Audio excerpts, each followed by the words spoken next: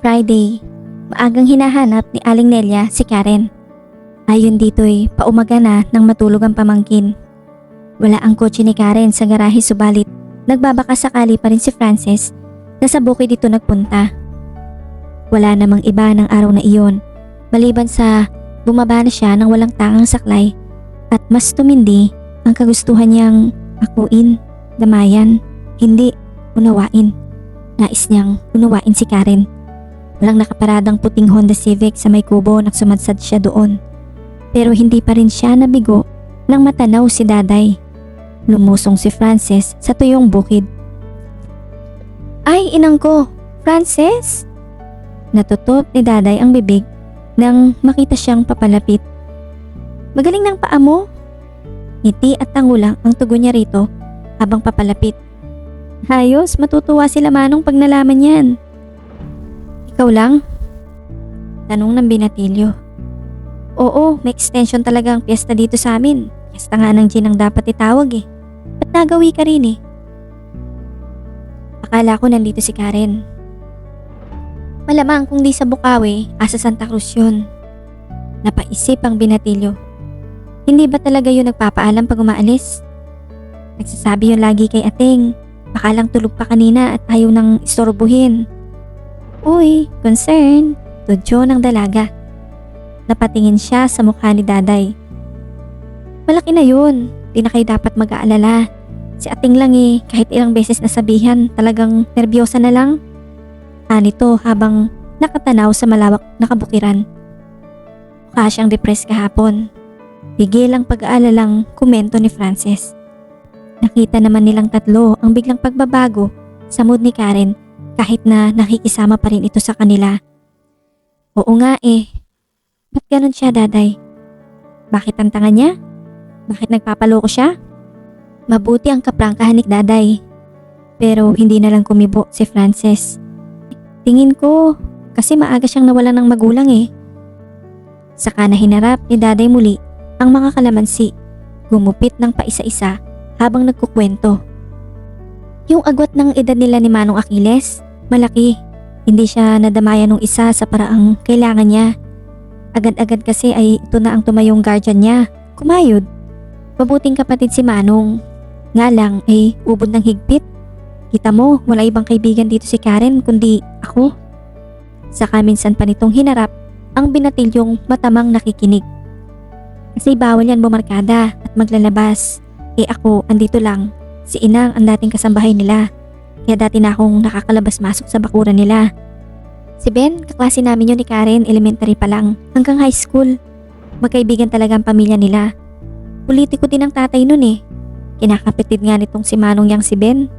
Kaya ito lang ang may permisong kaibiganin yung kapatid niya. Niligawan, hindi tumutulang kuya. Pero bago yon, madaming nabasted dahil din kay Manong. Si Benedict lang ang lumusot. In short, boto nung araw si Manong Achilles dito. Pero sekreto lang natin to ha. Nahiwagaan man si Frances ay nanatili lang siyang walang imik. Sa totoo lang, marami namang nakakaalam na kaya nga lang ay iniiwasan ng mapag-usapan. 19 lang si Karen nung magbuntis. Si Benedict ang ama. Turan nito na para bang sinasabi na huwag na siyang mag-isip pa ng iba. Pigil ang hininga ng binatilyo. Kaya mo na sigurong hulaan ang reaksyon ni Manong noon. Kahit na hindi ko na idetalye. Papakasalan siya dapat ni Benedict pagka-graduate ng isa. Iyon ang usapan noon. Huminto ng isang semester si Karen. Kaya lang, premature yung labor. Ikawalong buwan na yun ang sanggol, kaso di rin nag-survive. Isa pa yun sa mabigat na pinagdaanan niya. Matagal niyang pinagluksa. Yun ang dahilan, Frances, kaya hindi makahiwalay si Karen kay Benedict. Nangungulila siya sa batang di nabuhay. Parang pakiramdam niya, magtataksil siya sa alaala nung anak niya kung isusuko niya yung ama nito. Isa pa, mula nung mamatay ang mga magulang nila, si Ben ang pinaka naging malapit kay Karen maliban sa akin. Ewan ko ba, di yata yun kontento sa friendship namin. Siyempre, naibigay siguro ni Ben yung pagdamay na hindi naibigay sana ni Manong unang magulang. Kaya siguro masyado siyang naging attached. Hindi agad halos makahuma si Frances sa puntong iyon. Napahiya siya sa sarili. Kinapa niya ang puso. Wala pa siyang maramdamang negatibo o positibo. sa mga sinabi ni Daday tungkol kay Karen. Gusto pa rin niyang makita si Karen, pero bakit ang bigat? May masakit sa kalooban niya. Nagkamali siya. He must have been so foolish to take everything about Benedict and Karen lightly. To take the changes about him so lightly that he's not able to guard himself, his own heart towards that woman, Achilles' sister. Siya ba ang tinutukoy mo na tipo mo nung makalawa? Tugtong ni Daday maya-maya habang kunwari abala na muli ito sa pamimitas. Tinitigan lang ito ni Frances, unable to make any reaction yet. Natoterete pa siya sa mga nalaman niya. Yung tulad ko kamo yung type mo, siya yun ano? Saka makabuluhang napangiti si Daday. Asa halaman pa din ang pansin kunwa. Gamit ang remote access, unang nakapasok si Frances sa desktop ng papa niya nung araw. Manual installation pa sa mga devices ang application noon. Kalauna na lang niya na i-install ito sa iba pang network sa pamamagitan lang ng pagpapadala ng mga emails. But he never really let the syndicate know afterwards how it was really operated. Doon niya natuklasan ang operasyon ng sindikato sa Maynila at Cordillera. Nakilala sa unang pagkakataon ang mga miyembro ng Philippine Mafia. Not necessarily may dugong Amerikano o Inchik ang mga miyembro, though his father is a half American and the bosses too. Ang masaklap ay natuklasan din ni Rigor kalaunan ang remote access. Sumumpa naman si Dayan na hindi sa kanya nalaman iyon ng kapatid, kahit na hindi niya mapaniwalaan. Pero huli na rin, nabisto na siya ng ama at ng mga tauhan nito. Nang malaman ni Rigor na nahack niya ang database, ikinulong siya nito sa isang bahay sa Itugon. Doon tinuruan ng leksyon sa loob ng 1 linggo. Iginapos ng lalaki ang mga kamay at paa niya sa isang lumang silid, saka itinali sa isang upuan. Ginutom siya, tinortured. They even drugged him several times. Turok ang ginamit. That's where he got his scar on the collar and the burn scars on his back too. Hindi ang mga paso ang masakit. Hindi ang mga sapak ng tauhan ng kanyang ama ang talagang ininda niya. Hindi ang gutom na tiniis niya habang pinagkakatuwaan siya ng mga itong saktan at paglaruan. Hindi ang mga iyon ang dumurog sa pagkatao niya. But the fact that his father has knowledge sa lahat ng mga nangyayari sa kanya, sa lahat ng mga ginagawa sa kanya, but he did not prevented it. He even consented it. Ang sabi pa ni Rigor ay ganoon ang protocol sa organisasyon. Walang magagawa si Robert doon. Dapat pa nga daw ay ililigpit siya, subalit dahil anak siya ng isa sa mga financier, 3rd-degree torture lang ang kanyang inabot. Now he was staring at the present day database habang inaalala ang pangyayaring iyon sa buhay niya.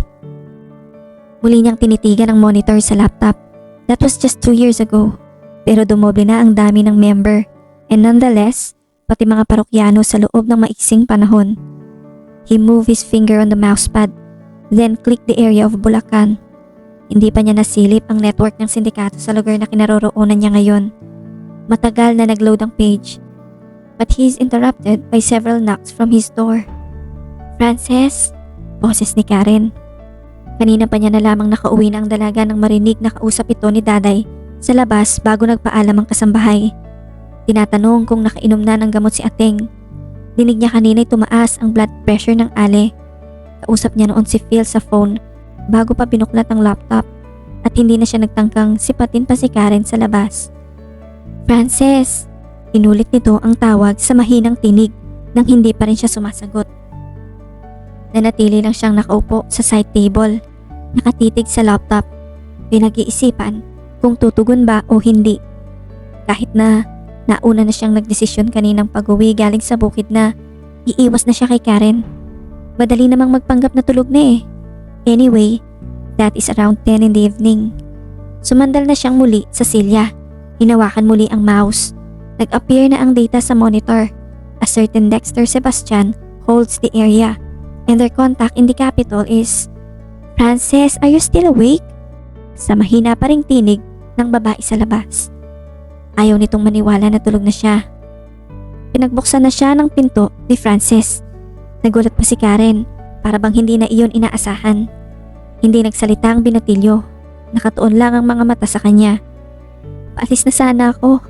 Aniyang napangiti pa ng alanganin. Anong kailangan mo? Nananatili pa rin sa awang ng pintuan. Hindi ka na daw nagsaklay kanina. Pinagmasdan nito saglit ang kanyang paa, pati ang kabuang tindig niya. Balik tayo sa ortho bukas. Maybe another x-ray shot para matiyak nating okay na. I can go with daday kung busy ka. It's okay. Sagot naman ni Frances. Napaisip si Karen saka napabuntong hininga. Let's see. Ano lang nito? Mukhang pagod. Nagpunta ka pala ng bukid kanina? Dugtong pa nito. Napatango lang si Frances. Handa na sanang magpaalam. Hawak na niyang muli ang pinto. Tikas mo ngayon. Mas lalo kang magugustuhan ni Shane. Napangisilang ang binatilyo. Saka na umakmang isasarang pinto. Good night. Saka na siya bahagyang umatras sa bukana. Hindi agad nakahuma si Karen. But she compressed her lips after a while. Alangan pero nagpaalam na din. Good night. Ang lakas ng kabog ng dibdib ni Frances pagkasandal sa likod ng saradong pinto. May ilang sandali pa ang lumipas bago niya narinig ang papalayong yabag ni Karen. Nanatili din ang ilang saglit pa sa harapan ng silid niya. Lalong lumakas ang pintig sa dibdib niya sa puntong iyon. Pagkatapos ay nagtungo ang mga yabag ni Karen sa may hagdan sa halip na bumalik na ito ng kwarto. Bumaba. Then, ilang saglit pa, umingay ang malagit-git na gate. Lumabas ito. Napadiretso si Frances ng tayo, saka mabilis na nagpunta sa bintana. Hinawi ang kortina, sumilip. Kita mula doon si Benedict na nakatayo sa labas ng salasalang bakod. Tila naghihintay. Ilang sandali pa ay nilapitan na ni Karen. Gusto nang pagsisihan ni Frances ang kaninang pagtanggi sa sarili na harapin ito ng matagal. Parang mapupuno ang dibdib niya ng sakit, selos at pagsisisi. Habang pinagmamasdan niyang mag-usap ang dalawa.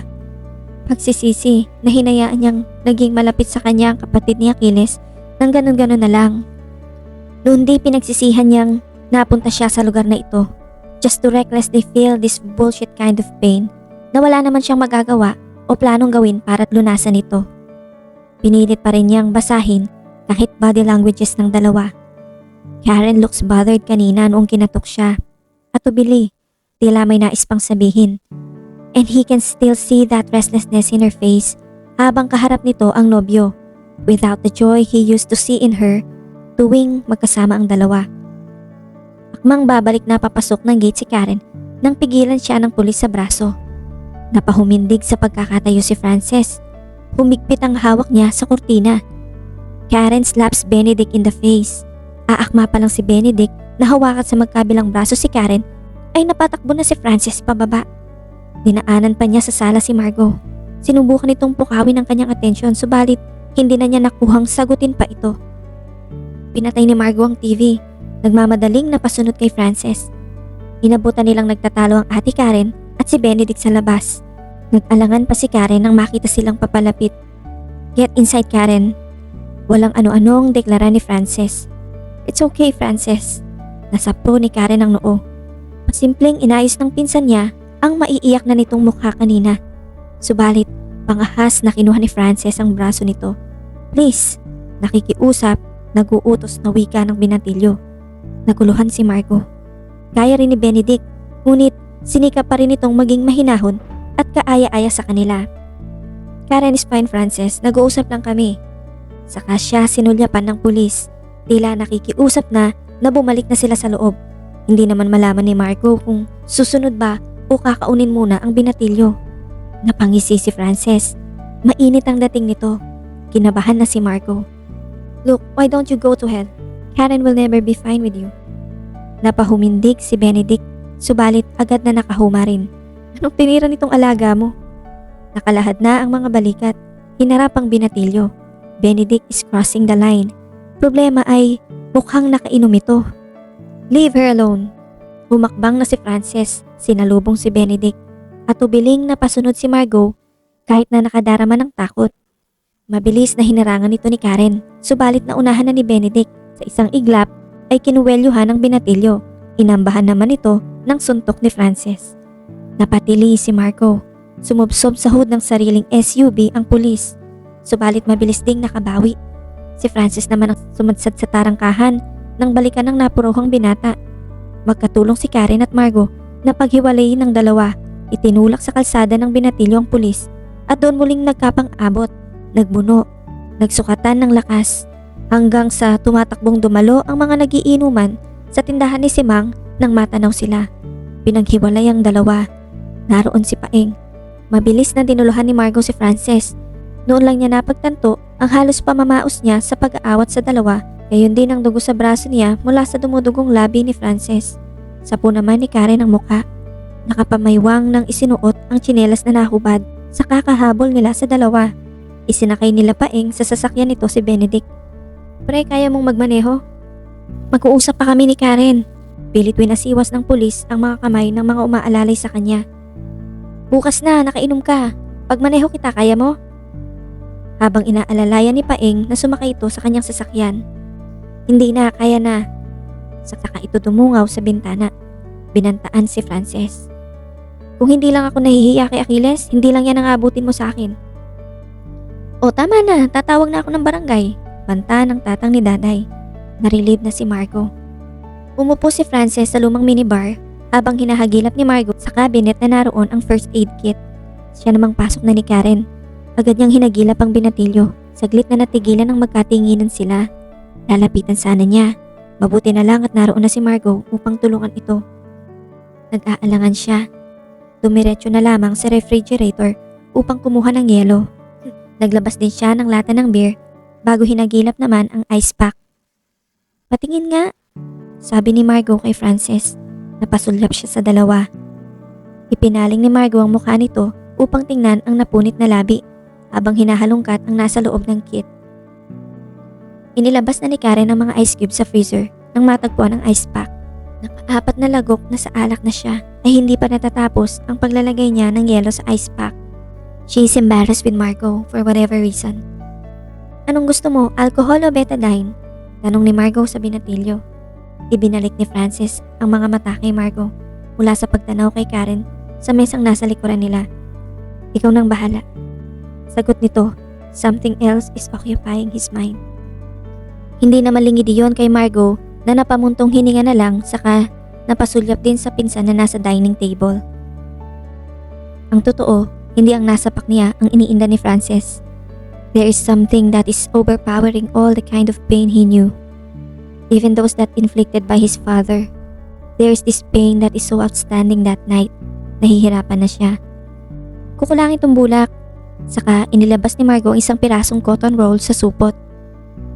Hanap ako sa taas, saglit lang. At mabilis na nagtungo sa hagdanan. Walang lingon-lingon sa pinsan.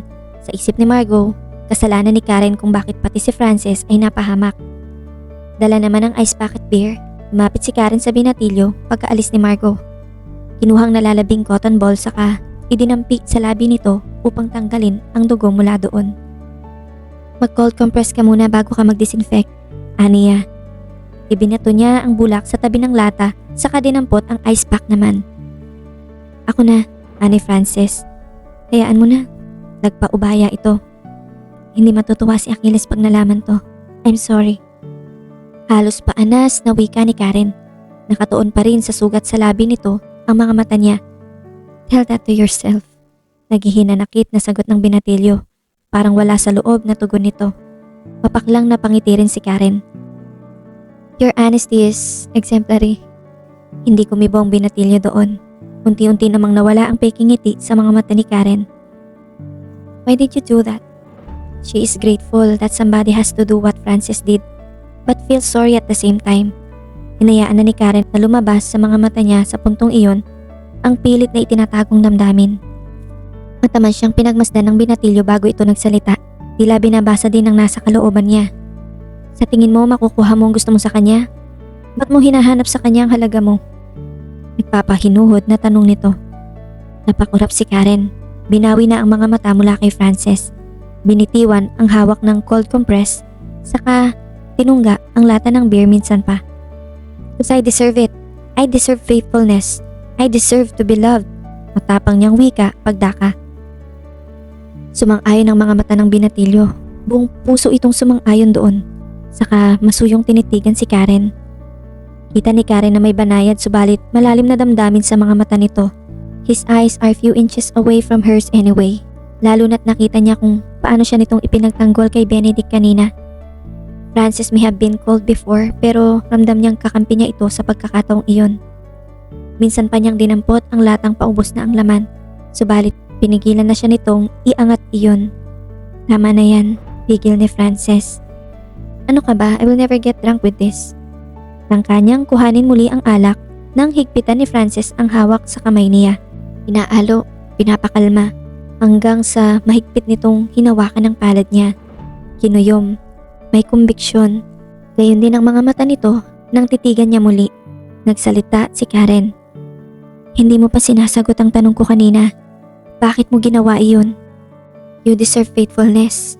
You deserve what is true. Buong pusong sagot ni Frances. Those words and the way he uttered them sank into her deepest truth. Lalo siyang naguluhan ng banayad na lumapag ang mga daliri nito sa kanyang sentido. Then slide down through the strands of her hair sa kabanayad iyong hinawi. May nais ding ipahiwatig ang pagkuyom ng binatilyo sa kamay niya sa ikalawang pagkakataon. Parang gusto na niyang malasing nang makitang halos magkadikit na ang mga mukha nila. Hindi niya alam kung normal pa ba na may nakatuwang epekto sa kanya ang ganoong posisyon nila. Naramdaman niya ang hininga nitong tumatama na sa kanyang pisngi. Her rationality wants to sign off in advance. Nakakaliyo ang dilim, ang kaguluhan sa puso niya, subalit may naramdaman siyang totoo, lalo na nang magdaiti ang kanilang mga labi. She was stunned but nonetheless, she receives him. What did Frances just do? Hindi siya makakilos. Nawala ang pag-aagam-agam ni Karen kung naalimpungatan lang ang binatilyo when he held her face and started to kiss her deliberately. He leaned his tilted face forward. Binabasag ang mapupusok nilang hangganan. Napapikit si Frances upang sikilin at pigilan ang pag-alpas ng kanyang mga emosyon, ng kanyang mga pagkabalisa, ng kanyang mga takot, ng mga sakit, ng mga galak, ng pag-aasam at ng pag-ibig. There's something so profound about Frances. Para bang isang nawawalang Benedict ang natagpuan ni Karen sa katauhan nito. Inalalayan nito ni Karen sa mga unang sandali ng kanilang halik. Everything is so real. So alive. Mula sa staircase naman ay muntik nang mabitawan ni Margot ang hawak na bulak nang matagpuan ang pinsan at si Frances sa ganoong posisyon. Kita pa niya mula sa kanyang kinatatayuan ang mukha ni Frances habang hinahalikan ng kanyang pinsan. Modernang babae si Margot kumpara kay Karen, subalit parang gustong matilihan ng utak niya sa nasaksihan. Kinabukasan, halos malubog na sa tubig ang dinidilagang pechay ni Karen. Mabilis niyang isinyot sa timba ang tabong ginawang sprinkler. Dumampot ng pirasong kahoy saka gumawa ng maliit na kanal sa gilid ng plat para mapaagos palabas ang sobrang tubig. Nailing ang Tata Ingo. Mukhang wala ka pang tulog, ininga. Kanina pa siya nito minamasdan. Tumingin lang siya sa matanda, napapahiya. Mali-mali na ang kilos niya. Alas 5 pa lang iyon ng umaga. Sinadya niyang umalis ng ganong kaaga sa bahay. Iniiwasan niyang makita si Frances. Matapos ng nangyari kagabi, hindi niya alam kung paano ito haharapin. Inihabilin na lang niya kay Daday at Paeng ang pagsama sa klinik dito. Mabigat pa ang mga mata niya pero kahit anong gawin niya hindi siya makaramdam ng antok. Nagdesisyon siyang tumayo muna at iwan sa matanda ang pagdidilig ng mga gulay. Pumasok siya sa kubo baka sakaling maiayos ang sarili. Gusto pa rin niyang makagawa ng tama kahit na wala sa kondisyon ng kanyang isipan. Sumandal siya sa bangkong nara. Ipinikit ang mga mata. Ilang segundo lang ay binuhay muli ng isip niya ang pakiramdam ng mga labi ni Frances. Mabilis siyang umahon sa pagkakasandal.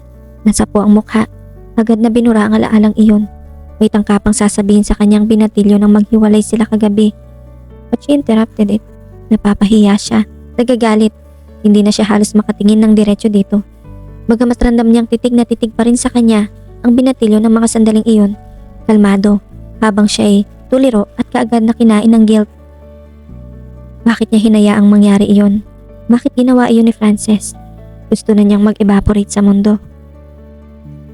Sapo pa rin niya ang mukha nang mapakirot sa beep ng kanyang cellphone.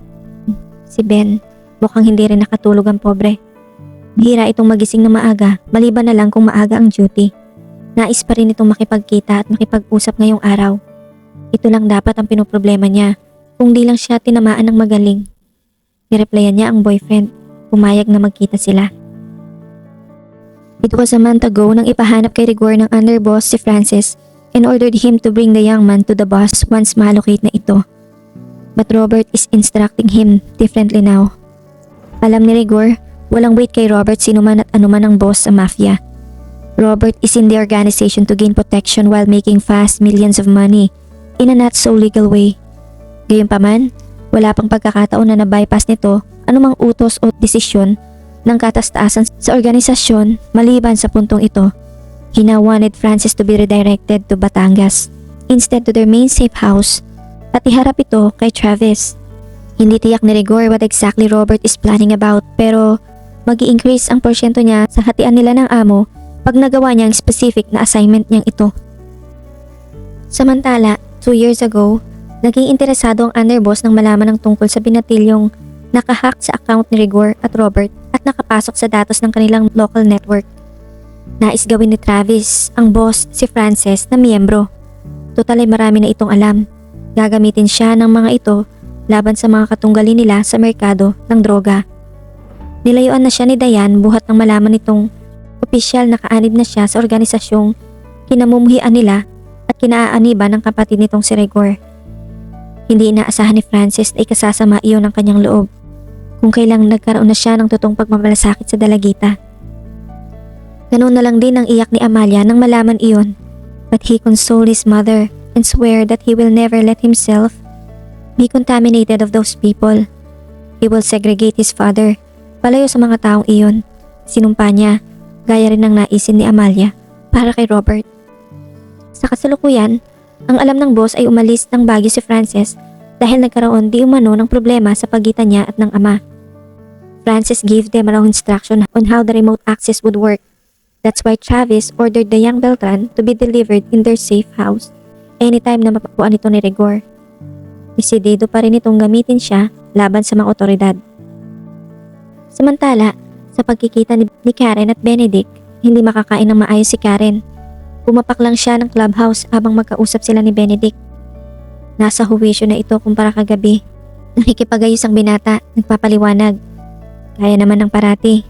Nais nitong maniwala siya sa kanya. Sa kanya lang at sa puso niya. Palibhasa, alam nitong hibang ang puso niya. Tinuturoan na siya ng isip na mainsulto. Nais na naman kasi niya itong tanggapin. Bakit kasi parang may mali sa kanila? Bakit hindi payapa ang pakiramdam niya? 11:00 lang ng umaga nang magkahiwalay sila ng nobyo. Wala pang malinaw na napagkakayarian. Kahit sariling utak niya magulo sa kasalukuyan. For the first time, hindi siya makapag-commit dito ng agaran. Idinahilan niyang masama pa rin ang kanyang loob kahit nang totoo'y naguguluhan lamang. Inubos niya ang oras sa kanilang bigasan hanggang dumilim at magsara na si Bibet. Gutom siya nang makauwi. Laking pasalamat niya at nasa dining table pa ang mga kasambahay ng datnan. Hindi na rin siya kinulit ni Ateng na sumabay sa kanila nang magdahilang siyang busog pa. Mabilis siyang kunway lumingon sa tiyahin. Nakatalikod mula sa sala si Frances. Mabuti naman, saka na siya nagmamadaling dumiretso sa itaas. Bandang 11:00 ng gabi, nang wala na siyang naririnig na ingay sa baba, nagpasya siyang lumabas muli ng kwarto. Tuloy-tuloy siya sa kusina, may maliit na nightlight sa sala at dining area hanggang sa may dirty kitchen. Kaya hindi na niya kinailangan magbukas pa ng ilaw. Nakataob na ang mga kasirola at kawali. Wala nang laman. Yaong kanin na lang sa rice cooker ang naiwan. Pambihira naman si Ateng. Masyadong maagap sa mga kasirola. Ang sarap na tiyak ang tira. Ginalugad nga niya ang ibaba ng refrigerator. Nadismaya nang makitang namumuti na ang mantika ng tirang beef steak. May pansit sa isang Tupperware. Tira pa noong piyesta. Pwede na yun. Hindi na lang siya magkakanin. Kumuha lang siya ng tinidor, nilantakan ng malamig na pansit sa may Tupperware din. 2 malalaking subo. May malaking hibla pang nakalaylay sa bibig niya. It doesn't matter. Ang mahalagay, malamnan agad ang sikmura at makabalik siya ng kwarto. Masarap naman ang pansit kahit malamig.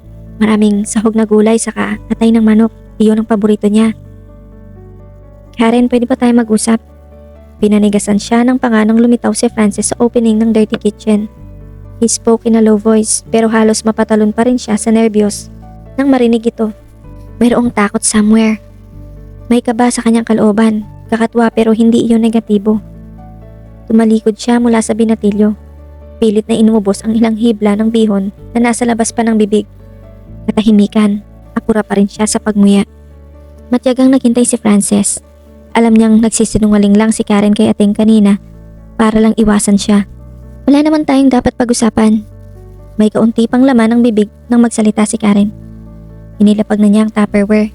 Nasa tabi ni Frances ang water dispenser.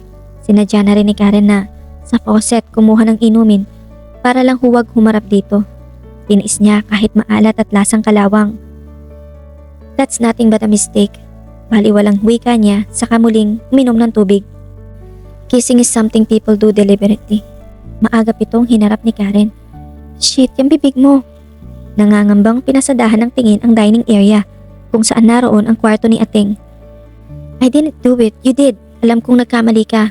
Pinapatawad na kita. Let's not bring it up anymore. Lagi namang matapang si Karen at matatag ang pananalita. But she exerted some more effort at that point. Hindi tuminag agad ang binatilyo. Namudsa ito sa halip sa kinatatayuan. Is that how you want to look at it? Kinabahan na si Karen sa gesture na iyon. Hindi ko ginagawa iyon kung hindi ko gusto. Tingin ko'y ganun ka din. Anang binatilyo.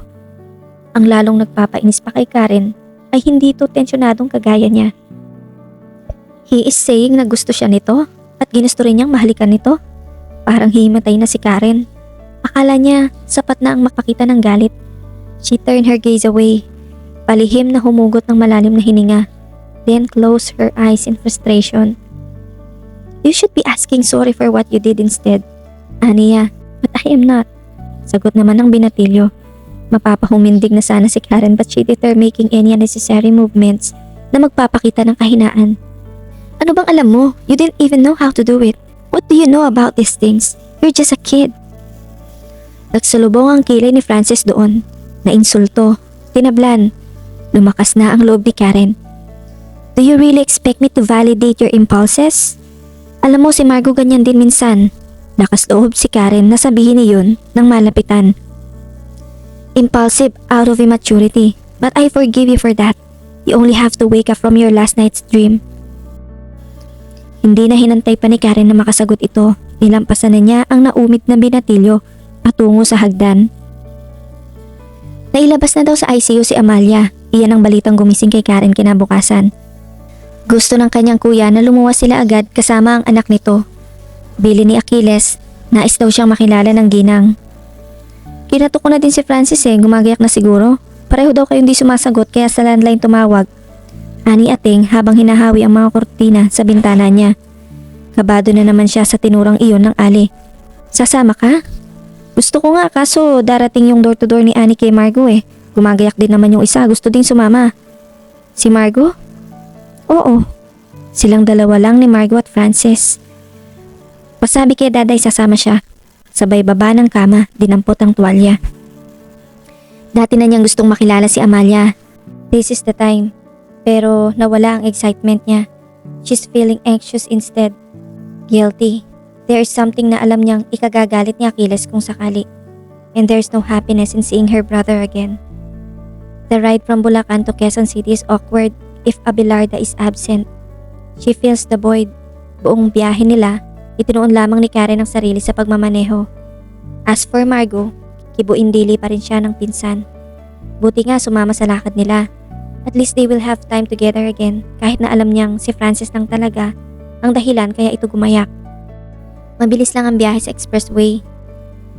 Pang VIP at emergency ang parking sa unahan ng ospital. Bagay na ipinagpasalamat na rin ni Karen. Ibinabanan niya sa main entrance ang mga pasahero. Hanap lang ako ng parking, una na kayo. Ani niya, sabay-sabay na tayo. Hindi na agad kumilos si Daday sa passenger seat. Subalit kumilos na si Frances na una nang nagbukas ng pinto na nasa likod ng passenger seat. Pagka masunurin, formal-formalan din ang binatilyo. Mukhang tinatablan o di natutuwa sa sadyang pagdistansya niya dito. Sumunod na rin dito si Margo. Gagamit ba ng elevator? Pantulot pa rin si Daday. Natawa si Karen kahit na balisa pa rin ang loob niya. Sila Francis nang bahala dyan. Samahan mo na sila. Papasok na sa patio ng main entrance ang dalawang nauna. Ano kayang magiging reaksyon ni Amalia pagkakita uli sa anak nito? Tikas naman pala nitong maglakad. Gwapo pa rin kahit nakatalikod. lalo't naka-jeans. Shit, napansin na naman niya ang jeans. Hinarap na niya ang manibela. Tinapakan ng silinyador. Ano bang issue niya sa pantalon at bat ng mga lalaki at bakit lagi niyang napapansin? Umikot siya hanggang sa pinakadulong parking. Sana'y humipa na ang sorpresa pag-akyat niya sa silid ni Amalia.